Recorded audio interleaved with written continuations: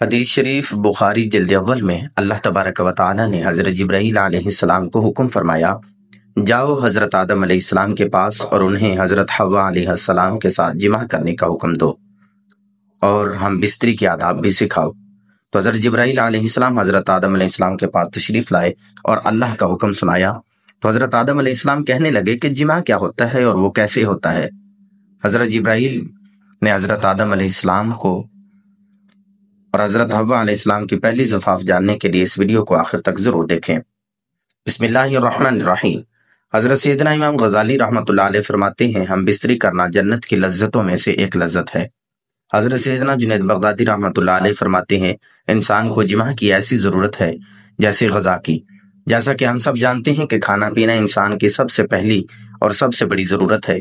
اگر ہم کھانا پینا چھوڑ دیں گے تو جسم اور صحت زیادہ عرصہ تک برقرار نہیں رہ سکتی۔ بالکل اسی طرح سے کھانے پینے کے بعد میاں بیوی کی شرعی ملاقات یعنی ہم بستری نہایت ضروری ہے۔ اس ملاقات کو ہم بستری جمع یا میاں بیوی کا تنہائی میں محبت بھرا کام سر انجام دینا، جو بھی نام دینا چاہیں درست ہوگا۔ جب آپ صحبت قائم کرتے ہیں تو آپ کو دلی سکون اور خوشی محسوس ہوتی ہے، آپ بھی اپنے آپ سے پیار کرنے لگ جاتے ہیں۔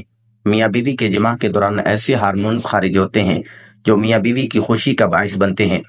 جب میاں بیوی خوش ہوتے ہیں تو محبت میں اضافہ ہوتا ہے۔ اللہ رب العزت نے حضرت آدم علیہ السلام کے بعد حضرت حوا علیہ السلام کو پیدا فرمایا اور یوں نسل انسانی کی تخلیق ہوئی، جس کی ابتدا حضرت آدم علیہ السلام کو مٹی سے پیدا فرمانے سے ہوئی۔ حضرت آدم علیہ السلام کو اللہ تعالیٰ نے جنت کے اندر تخلیق فرمایا اور حضرت آدم علیہ السلام جنت کے اندر اکیلے بشر تھے، یعنی انسان تھے، اور ان کے جنس سے کوئی بھی بشر موجود نہ تھا جس کے ذریعے سے حضرت آدم علیہ السلام انسیت حاصل کرتے۔ چنانچہ آپ اپنے دل کے اندر سوچا کرتے، کاش میرا بھی ہم جنس بشر ہوتا تاکہ میں بھی اس سے انسیت حاصل کرتا۔ اللہ رب العزت خوب جانتے ہیں جو کہ حضرت آدم علیہ السلام کے دل کے اندر چل رہا تھا۔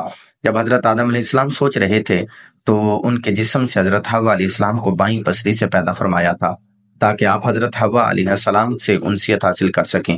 جب حضرت آدم علیہ السلام نیند سے بیدار ہوئے تو آپ نے حضرت حوا علیہ السلام کو اپنے سامنے دیکھا تو آپ سے سوال کیا کہ تم کون ہو؟ حضرت حوا علیہ السلام نے جواب دیا کہ میں عورت ہوں۔ پھر حضرت آدم علیہ السلام نے پوچھا کہ اللہ تبارک و تعالیٰ نے تجھے کیوں پیدا فرمایا ہے؟ تو حضرت حوا علیہ السلام نے جواب دیا کہ اللہ رب العالمین نے مجھے آپ کی تسکین کے لیے پیدا فرمایا ہے تاکہ آپ میرے قرب سے سکون حاصل کر سکیں۔ یہی وجہ ہے کہ حدیث پاک میں حضور صلی اللہ علیہ وآلہ وسلم نے کمارے لڑکی اور کماری لڑکی کو مسکین قرار دیا، کیونکہ دونوں کا کوئی مونس نہیں ہوتا، لہٰذا جوان اولاد کی شادی کر دینی چاہیے تاکہ وہ میاں بیوی ایک دوسرے کے قرب سے سکون پا سکیں۔ بعض روایات کے اندر آتا ہے کہ حضرت آدم اور حضرت حوا علیہ السلام جنت کے اندر خوشی خوشی رہتے تھے اور وہاں پر عیش کی زندگی گزار رہے تھے، لیکن یہ بات یاد رکھیں کہ اللہ رب العالمین نے جنت میں حضرت حوا علیہ السلام کی تخلیق سے پہلے ہی حضرت آدم علیہ السلام کو ایک درخت کے قریب جانے اور پھل کھانے سے منع فرمایا تھا، جبکہ بعض روایات کے اندر اس واقعے کو اس طرح سے بھی ذکر کیا گیا ہے کہ حضرت آدم علیہ السلام جب جنت کے اندر رہتے تھے تو ان کا کوئی غم خار نہیں تھا، کیونکہ آپ اکیلے انسان تھے۔ چنانچہ آپ کے دل کے اندر یہ چاہت تھی کہ کاش میری جن سے کوئی اور بھی ہوتا کہ جس سے میں تسکین حاصل کر سکتا۔ اللہ تبارک و تعالیٰ نے حضرت آدم علیہ السلام پر نیند کو غالب کر دیا، اور یہ بات یاد رکھیں کہ یہ پہلی نیند تھی جو کہ بنی آدم پر طاری ہوئی۔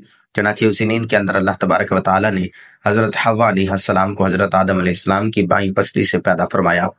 چنانچہ جب حضرت آدم علیہ السلام بیدار ہوئے، آپ نے اپنے سامنے ایک ایسی بشر عورت کو دیکھا جو کہ آپ سے بہت زیادہ مشابہت رکھتی تھی اور بشریت کے اندر بہت حسین و جمیل تھی۔ چنانچہ حضرت آدم علیہ السلام نے جیسے ہی حضرت حوا علیہ السلام کو دیکھا تو آپ سب کچھ جان گئے کہ یہ کیوں اور کس وجہ سے پیدا ہوئی ہے اور اس کا نام کیا ہے، کیونکہ اللہ تبارک و تعالیٰ نے آپ کو پہلے ہی تمام چیزوں کا علم سکھا دیا تھا۔ پھر اس کے بعد فرشتے حضرت آدم علیہ السلام کے علم کا امتحان لینے کے لیے ان کے پاس آئے اور حضرت آدم علیہ السلام سے سلام کیا، اور حضرت آدم علیہ السلام کو سلام کرنے کے بعد فرشتوں نے پوچھا کہ یہ سامنے تمہارے جو مخلوق موجود ہے یہ کیا چیز ہے؟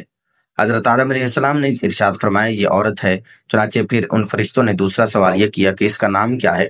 تو آپ نے فرمایا کہ اس کا نام حوا ہے، جس پر فرشتوں نے پھر سوال کیا کہ اس کا نام حوا کیوں رکھا گیا؟ حضرت آدم علیہ السلام نے جواب دیا کیونکہ ان کو ایک زندہ انسان سے پیدا کیا گیا ہے، اسی وجہ سے ان کا نام حوا رکھا گیا۔ حضرت ابراہیم نخعی روایت کرتے ہیں کہ جب اللہ رب العالمین نے حضرت آدم علیہ السلام کو پیدا فرمایا تو اللہ تعالیٰ نے حضرت آدم علیہ السلام کی طرف ایک فرشتے کو بھیجا۔ حضرت آدم علیہ السلام کو جمع یعنی ہم بستری کا حکم دیا تو انہوں نے حضرت حوا سے ہم بستری کی۔ چنانچہ جب حضرت آدم علیہ السلام جمع سے فارغ ہوئے تو حضرت حوا علیہ السلام نے کہا، اے آدم، یہ تو بہت اچھی چیز ہے، اس کو میرے ساتھ اور زیادہ کرو۔ اس حوالے سے اس کی کوئی سند موجود نہیں ہے۔ یہ بعض روایت میں آتا ہے کہ حضرت آدم علیہ السلام کو جنت کا ممنوع پھل کھانے کی وجہ سے زمین پر اتارا گیا تو کافی عرصے تک ایک دوسرے سے جدا رہے۔ چنانچہ حضرت آدم علیہ السلام رب العالمین کی محبت میں اپنی خطا پر بہت زیادہ گریہ زاری فرمایا کرتے تھے۔ چنانچہ آپ کے رونے کی شدت کی وجہ سے ایک دن حضرت جبرائیل علیہ السلام اللہ تبارک و تعالیٰ کی بارگاہ میں حضرت آدم علیہ السلام کی سفارش لے کر آئے، جس پر اللہ تعالیٰ نے حضرت آدم علیہ السلام کے دل کے اندر توبہ کے کرنے کے طریقے کو پیدا فرمایا۔ میرے پیارے حبیب صلی اللہ علیہ وسلم کے وسیلے سے میری بارگاہ کے اندر توبہ، تو میں تمہاری توبہ قبول کروں گا۔ چنانچہ پھر اسی طرح حضرت آدم علیہ السلام نے اللہ تعالیٰ کی بارگاہ کے اندر توبہ کی تو اللہ رب العالمین نے ان کی توبہ قبول کرتے ہوئے حضرت جبرائیل علیہ السلام کو خوشخبری سنائی، فرمایا جاؤ آدم سے کہو تمہاری دعا قبول ہو گئی ہے۔ پھر حضرت جبرائیل حضرت آدم کے پاس تشریف لائے اور ان کی توبہ کی مقبولیت کی خبر سنائی۔ پھر حضرت آدم علیہ السلام کو لے کر آپ مکہ مکرمہ تشریف لائے اور وہاں کعبۃ اللہ کی حضرت آدم علیہ السلام نے بنیادیں رکھیں اور حجر اسود پتھر کو بھی نصب کیا جو کہ آپ کے ساتھ جنت سے آیا تھا۔ اس کے بعد حضرت آدم علیہ السلام نے حضرت حوا سے میدان عرفات کے اندر دونوں کی ملاقات کروائی۔ چنانچہ عرصے کی دوری اور وقت اور دنیا کے تغیرات کی وجہ سے دونوں کے اندر کافی تبدیلیاں آ چکی تھیں، اس وجہ سے دونوں ایک دوسرے کو پہچان نہ سکے، جس پر حضرت جبرائیل علیہ السلام نے آپ دونوں کا تعارف کروایا۔ محترم ناظرین، حضرت آدم علیہ السلام اور حضرت حوا علیہ السلام اکٹھے رہنے لگے، لیکن حضرت آدم علیہ السلام کو جنت کے اندر حضرت حوا علیہ السلام سے قربت کرنے سے منع کیا گیا تھا اور نہ ہی کسی قسم کے توالد و تناسل کا سلسلہ شروع ہوا تھا۔ اس لیے حضرت آدم علیہ السلام اور حضرت حوا علیہ السلام علیحدہ علیحدہ سویا کرتے تھے۔ چنانچہ ایک مرتبہ اللہ رب العزت نے حضرت جبرائیل علیہ السلام کو حکم دیا، فرمایا جاؤ اور حضرت آدم علیہ السلام کو حکم دو کہ وہ حضرت حوا علیہ السلام سے جمع کرے اور ان کو آداب مباشرت بھی سکھاؤ۔ حضرت جبرائیل علیہ السلام حضرت آدم علیہ السلام کے پاس آئے اور ان کو اپنی بیوی حضرت حوا علیہ السلام کے قریب ہونے کا حکم دیا اور ان کو آداب مباشرت بھی سکھائے اور انہیں اس بات کا حکم دیا کہ یہاں سے اٹھ کر حضرت حوا علیہ السلام کے پاس جا کر لیٹے۔ چنانچہ حضرت آدم علیہ السلام نے ایسا ہی کیا، جس کے بعد حضرت آدم علیہ السلام جب واپس آئے تو حضرت جبرائیل علیہ السلام نے پوچھا کہ آپ نے اپنی بیوی کو کیسا پایا؟ تو حضرت آدم علیہ السلام نے ارشاد فرمایا بہت اچھا پایا۔ محترم ناظرین، اس حدیث شریف کے بارے میں علماء کرام نے یہ ارشاد فرمایا ہے کہ یہ حدیث منکر ہے، کیونکہ اس حدیث کے اندر دو راوی ایسے ہیں جن کو امام بخاری نے منکر قرار دیا ہے۔ پھر اس کے بعد حضرت حوا علیہ السلام سے نسل انسانی کی ابتدا ہوئی اور بعض روایات کے اندر ذکر موجود ہے کہ آپ 20 حمل ٹھہری اور آپ کے ہاں 20 لڑکے اور 20 لڑکیاں پیدا ہوئیں اور اس طرح سے نسل انسانی پھیلتی پھولتی ہوئی آج ہم تک پہنچی۔ اللہ رب العزت ہم سب کو